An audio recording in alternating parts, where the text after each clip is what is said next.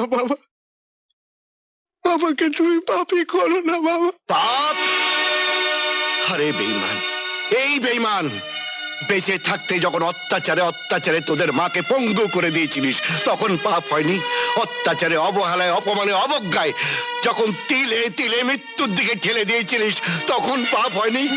আজ আজ এই মৃতদেহ চুলে কি তোদের সব পাপ ধুয়ে মুছে যাবে ভেবেছিস? বাবা 30 বছর, 30 বছরের হিসেব রক্ষক এই রাজনারায়ণ দত্ত অফিসের খাতায় নির্ভুল অঙ্ক কষে গেছে, কিন্তু তার জীবনের খাতায়, তার সংসারের খাতায় যে হিসেবের গরমিল হয়ে গেল, তার খেসারত